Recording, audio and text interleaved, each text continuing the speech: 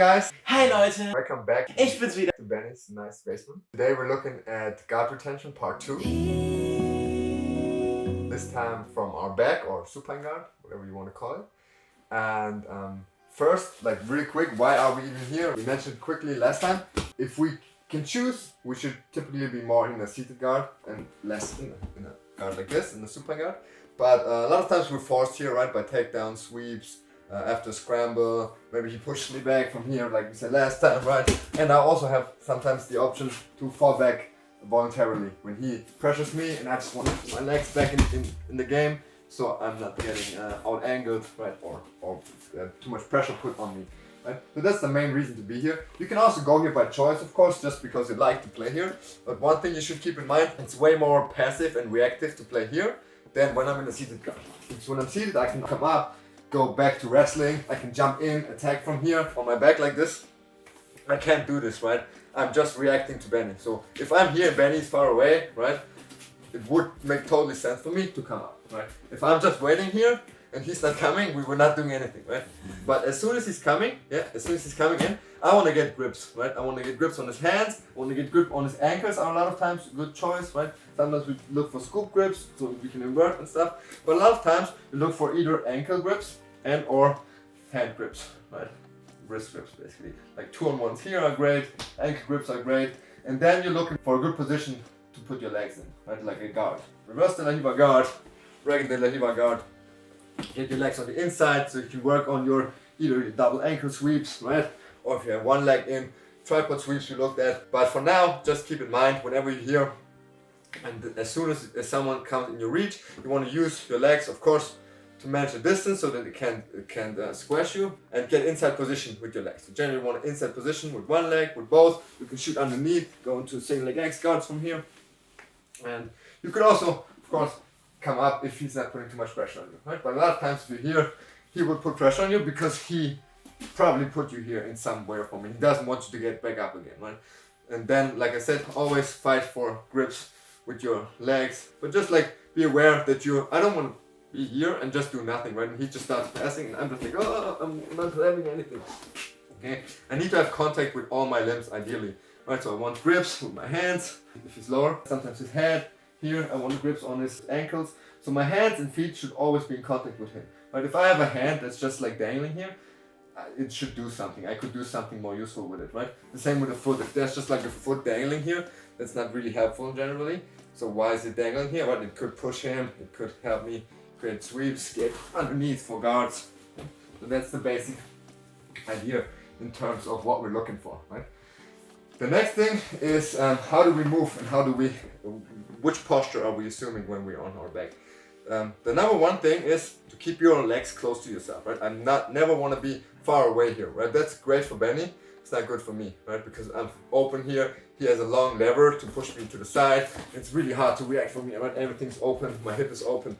So I always want to protect myself by bringing my knees towards my chest, right? Or shoulders, right? Like nice and wide knees. Like don't do this, of course, because then you're like easily like roll to the side, right?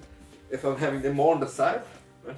That's one thing. And the other thing is I don't have to grip them always. It's just to demonstrate. You can also be here, but in any way you want to have them on the side of your body here towards your shoulder. And your elbows are on the mat and they're supporting you, they give you base. Because if I'm just like this and Benny pushes me to one side, I have no option to oppose his force, right? But if I have my elbows flared and he does the same thing, right, and I flare my elbows, I have base with my elbows here, right? I can put a little bit of a fight up, right? And then I have time to recover and get my grips. So this is really important. That's basically the two most important things here is keep your knees close to your chest or shoulders and your elbows on the floor. Okay, this is really important. And your legs should always be moving a little bit. If I'm just statically here, Benny can grip them and either push them down, right, which is the lesser problem because I can oftentimes come up, but it's still not ideal because if I'm really squished and he jumps into a tight butterfly, like if you push my legs down, yeah, like this, that's not a great position to be in, right? Like he forces me into a bad butterfly guard, which is a strategy a lot of people use, right, for body lock passing. And the other problem is he could lift me up, right? If I'm just sitting here, he could lift me up, start stacking me. That's not good either. Want to avoid this at all costs. He can do other things too. We don't want him to grab our legs, so we always keep them moving a little bit, right?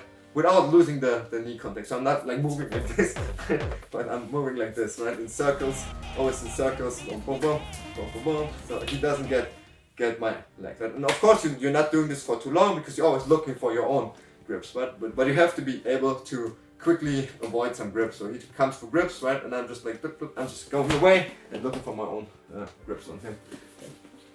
That's the basics of how to posture and how to move right from here. Like elbows on the floor and knees close to your chest. This will keep you pretty safe. And the next thing is, how do we actually like do guard retention here, so to speak? Is the most important thing is the high leg motion, where we throw this leg high over our head and angle it towards our opponent, right? Boom. So generally, if he tries to pass to the outside, right, he will push my legs to the side, and I will have to come back with the high leg. It's really important to bring my my foot over my head and then towards him. Right? If I try to come directly, so he pushes me to the side. If I try to come directly here, it's really hard, right? He pushes me to the side. I try to go against it, it's not gonna happen. But if I come up with it, now I can free my leg and I can come back into him. Right? Then I can angle, get my grips, and go into counter attacks. Okay, so that's a really important part. Whenever I'm here and I'm losing the angle battle, he gets into an angle, I have to come up and then base on him again, right? Either his hip, can be his shoulder is a good area, right? If he's lower, of course, if he's super high, I don't want to like go to his shoulder, obviously. I go more towards his thigh maybe, or his hip area, right? But if he's low, it's totally cool to go his shoulder. It's probably the best part most of the time if he's low, right? Because I can really push him away, and then his legs are exposed, and I can go into counter attacks. Okay, so this is really important, this high leg motion, right? We did this a lot also as solo drills, where you just come here, and every time you switch, so what you don't want to do is switch like this. What you want to do is throw your leg really high up and come back like this, right? High up and come back like this. And it makes a notable difference whether you can get the high leg or not. Also, what's important when we have the high leg, sometimes his second arm will block us, right? Either by being on our leg, or a lot of times he's also on our hip, like if he does an X-pass or something, right?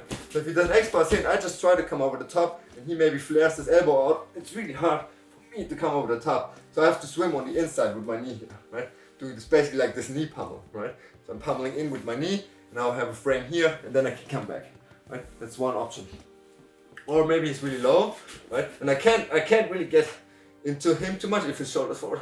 Yeah, so I can't, it's hard to go over his shoulder or to his hip, but I can come into his arm like a lasso, basically like a lasso guard, right? And we're not really playing lasso guard no-gi here, but we can just use it to frame and then come back and get our distance, our frames basically with our feet again, right? And also one thing to notice is my feet, they're kind of like, if you think about the low part of the leg, it's kind of like a spear. I always want to anchor it towards him, right? I don't want to put pressure like this or like this sideways on Benny. I want this to be in line with Benny, like this. So if he's moving this way, right, I want this to be here, right? Or this, if you look at this, I want this basically pointing towards him, right? Like if this would be a spear, I'd push it into him. I don't want to frame like this or like this sideways. It's not healthy for your knees. You can't put up a lot of pressure here. You always want to basically stomp him with your feet, right? So always angling your feet in a way that you can have a good stomp, right? Once you get this stomp. The only time you're not doing this is if you do one of the before mentioned ones, when I'm like on the inside here, right? Now I'm not stomping on him because now my knee is pushing, not my foot. Right? If my foot would be pushing, I'm like this, but here's my knee that's pushing, right? Or if you're doing the lasso, which is here, now it's more my shin. I'm flicking him off with my shin, right? But those are really exceptions, right? Most of the time we're looking for stomps. Stomp, stomp, stomp, stomp, stomp, stomp, Benny. Okay. The last thing, we will go over this more when we deal with guard recovery, right? So basically we already passed. So this is kind of the borderline position, right? So he almost passed us, he's more or less passed, but he's not really has an established position. There we have also different options. We look more in depth when we get to it, but just as a slight preview, and some things we also did, is when Benny manages from here to get to my side, let's say, right? So he gets to one side. So from here, it's really hard now to the high leg, right? Because he's too close to me. So one thing I could do is make some space and go into half Grammys, right? Which is a great movement, right? This we covered also a little bit in the class, right? So every time he's too close to me, so now it's basically impossible for me to highlight from here, right? From here, what I'm trying to do is use my hip to bump him away and then turn into him, right? And get my feet basically the other way, not the close way towards him, but all the way around. Right? And it seems kind of weird, but it works really well. Right? Other things, of course, we can't do from here that we haven't covered yet, but we'll soon cover. So if he's almost passed like this, right? One thing you could also do that's really popular is turn back into him and go into singles and doubles from here, right? Or come up there and then pull guard again. Right? Who would do that? Huh? Who would do that? I don't know. Another thing that I like to do if he's really tight, right, is go into what I call a cross shrimp. Is stick this foot out, and then from here we shrimp a little bit away, and we basically get back angling towards him and bring our feet back into the picture, right? Which also works really well, right? But they are all your last minute options for in terms of guard retention, right? They're basically already guard recovery. They're like borderline, and those are the most important things. The sweeps, I think we do an entire separate video. The tripod sweep, the double ankle sweep. Maybe I repeat quickly the dummy sweep, the most important things, and also the sickle sweep, right? Which we haven't covered yet. So the what I call the 4 basic open guard sweep. They're all using the same mechanics more or less. So yeah, that's it for today. Thanks for tuning in. Stay safe. Don't get corona. And see you soon. Thank you, Benny.